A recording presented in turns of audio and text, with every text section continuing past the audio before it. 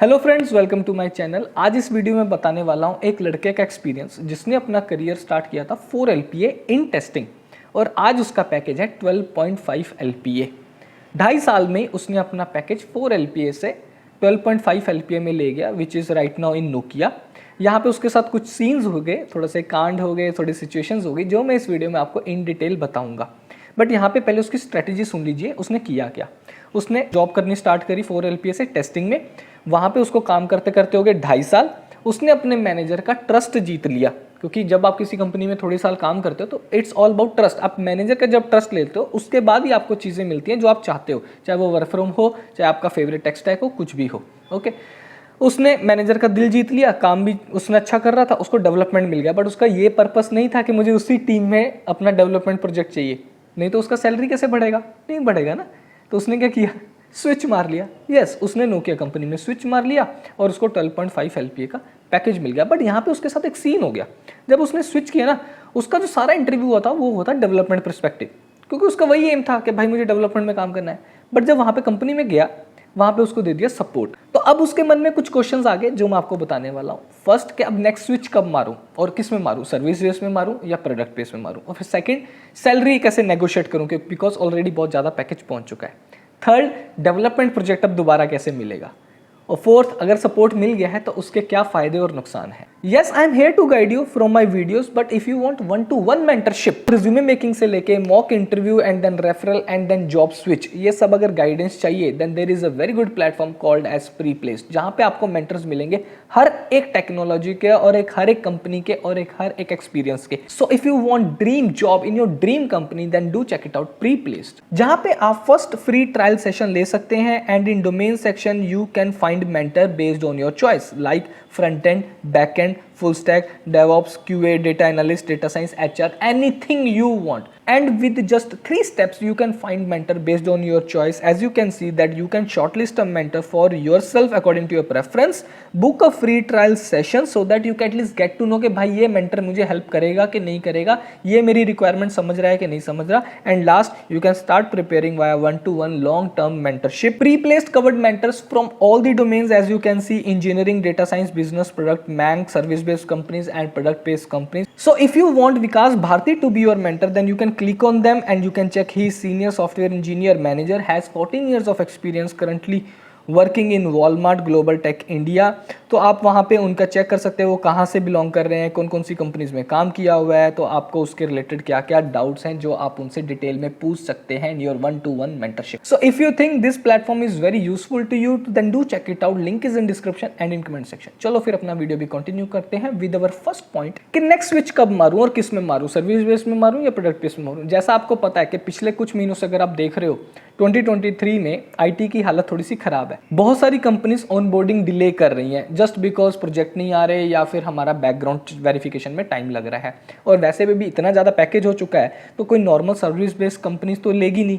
अब लेगा कौन, प्रोडक्ट बेस्ड कंपनीज। अब वहाँ पे क्या काम आता है, data structures and system design. आपको भी पता है कि अब 2023 में इंटरव्यू प्रोसेस भी बहुत ज़्यादा हार्ड हो गए हैं। जो पहले एक नॉर्मल, मैं बोलता कुछ कंपनीज में डायरेक्टली डेवलपमेंट बेसिस पे भी सिलेक्शन होता था, अब they are also asking data structures. तो अभी घाई घाई में कहीं पे जाके अप्लाई करने से आपको प्रोबेबली रिजेक्शन ही मिल सकता है। तो बेटर है कि आप पहले अपना थ्योरेटिकल और प्रैक्टिकल एक्सपीरियंस और अच्छा कर लीजिए और 1-2 इंटरव्यू दे दीजिए, सो दैट अगर रिजेक्शन आ भी गया तो at least you get to know कि व्हाट इज डिमांड, मार्केट में क्या पूछा जा रहा है और ऐसी क्या चीज़ है जो मुझे नहीं आ रही। समझ रहे हो? तो इससे प्रैक्टिस करने से आपको बस 1-2 रिजेक्शन से समझ आएगा कि मैं कहाँ पे लैग कर रहा हूँ। And once you overcome your weakness, then you can start giving interviews. और प्रोडक्ट बेस्ड कंपनीज में ये भी जाने का फायदा है कि उससे क्या होता है, आपके जो पैसिव इनकम के सोर्सेज स्टार्ट होते हैं। चाहे आप प्री प्लेस पे मेंटर भी बन सकते हो, चाहे आप यूट्यूब पे भी पढ़ा सकते हो, तो लोग बहुत ज़्यादा ऑडियंस आपके पास फास्ट स्पीड पे आनी स्टार्ट हो जाती है और आप कम स्ट्रगल करते हो एज कम्पेयर टू अगर आप किसी नॉर्मल सर्विस कंपनी में काम कर रहे हो।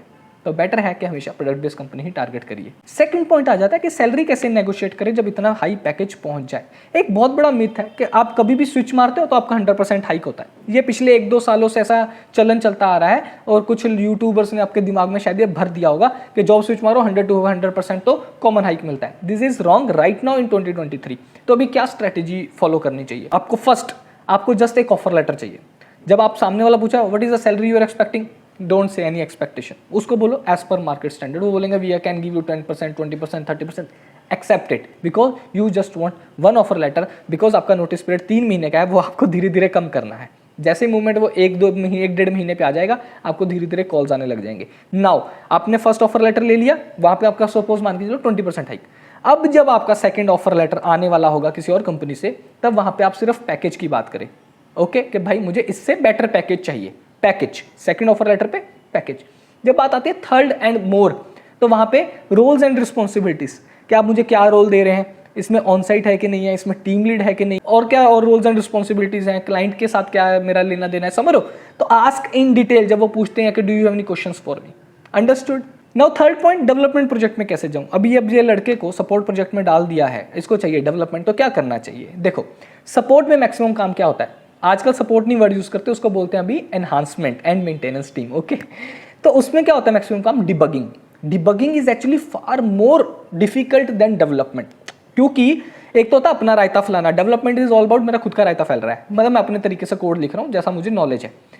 अब डिबगिंग क्या है या सपोर्ट क्या है, इसमें किसी और का रायता फैला हुआ है, उसको आपको साफ करना है, तो इसमें जाती है जान। Actually it's actually underrated skill, but it's very important skill. आप यहाँ पे 3 चीजें फॉलो कर सकते हो। एक एक्सेल शीट बनाओ।